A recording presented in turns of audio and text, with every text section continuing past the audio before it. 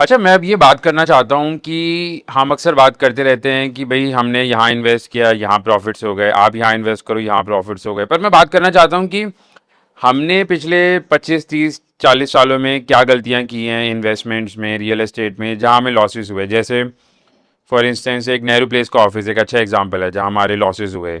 तो ऐसे ही आप कुछ इन्वेस्टमेंट्स बताओगे जिससे यंग लोगों को स्पेशली लेसन मिले कि भाई over the time this is how it plays out, और इतना फ़ायदा नहीं होता। मतलब दिखने में अच्छा लगता है बट लॉसेस निकलते हैं एंड में, या फ़ायदे नहीं होते उतने। मतलब क्या रिग्रेट्स रहे हैं आपके? रिग्रेट हमेशा जो चीज़ बिल्डर्स की जो चीज़ होती है ना, आप कहीं भी बिल्डर्स के साथ आप ज़मीन खरीद लो, आपको कोई 20 साल बाद कोई बहुत अच्छा अमाउंट नहीं मिलेगा। ठीक है, आपके 2 गुने रेट हो गए, 3 गुने हो गए, 5 गुने तो हो जाएंगे, लेकिन उससे ज़्यादा आपको बढ़त नहीं है वहाँ पे। लेकिन यही आपका इन्वेस्टमेंट लैंड में होता है, यही आपका प्लॉट में इन्वेस्टमेंट होता है, यही इनमें होता है, तो एक आपको बहुत अच्छा हैंडसम अमाउंट मिलता है इस पूरे स्पैन में। तो बेहतर यही है कि आप लैंड खरीदें, चाहे वो आप रेजिडेंशियल प्लॉट खरीद लें सही समय पे, चाहे वो आप एग्रीकल्चर लैंड खरीद लें, क्योंकि बिल्डर के साथ आप बहुत ज़्यादा पैसा नहीं कमा सकते। क्योंकि बिल्डर सारा गेम जो बिल्डर का होता है वो अगले 10 साल, जो आप में बॉडी में 10 साल भी खून बनने वाला है उससे पहले पी लेता है वो। मैं थोड़ा खराब वर्ड इस्तेमाल कर रहा हूँ, मतलब जो पैसा आपको, जो आज 10 साल आगे का रेट आपको देता है वो बिल्डर, तो आपके लिए बहुत ज़्यादा प्रॉफिट और मार्जिन नहीं बचता उसमें आने वाले टाइम में। तो बेहतर ये है कि बिल्डर के साथ वही ज़मीन जहाँ रहने के लिए ज़रूरत है वो लें, कोई दुकान चलानी है तो लें आप उसका। और इसके अलावा मेरा तो एक्सपीरियंस बहुत ख़राब रहा है। मैंने एक ऑफिस स्पेस लिया, अब ऑफिस स्पेस खर्च करने के बाद मुझे 15 साल बाद तो ऑफिस स्पेस मिला। अच्छा, तो जब आप ले रहे थे ले तब उन्होंने कब कहा था, प्रॉमिस कब कहा था दे? 3 साल में मैं दे दूंगा। 15 साल बाद उन्होंने मुझे ऑफिस स्पेस दिया। 50 तरह की उन्होंने मेरे पास, मैं रेरा में भी गया, रेरा से भी ऑर्डर कराया, उसका भी कुछ मुझे बहुत ज्यादा फायदा नहीं हुआ।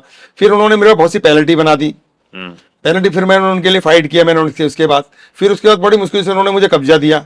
और कब्जे देने के बाद 10,000 की मेंटेनेंस पहले दिन से चालू कर दी इन्होंने मेरे ऊपर।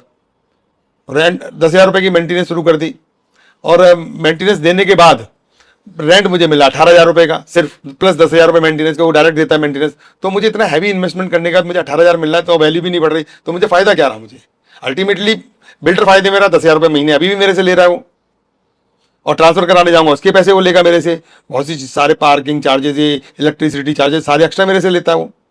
ये तो मुझे वहां पर जाकर मीटर की कैपेसिटी बढ़ानी है तो उसका ही 20,000 रुपए पर किलोवाट चार्ज देना पड़ता है मुझे। तो वहां पे हर तरह से आप बंधे हुए हो, आप कुछ नहीं कर सकते सिर्फ पैसे देने के अलावा।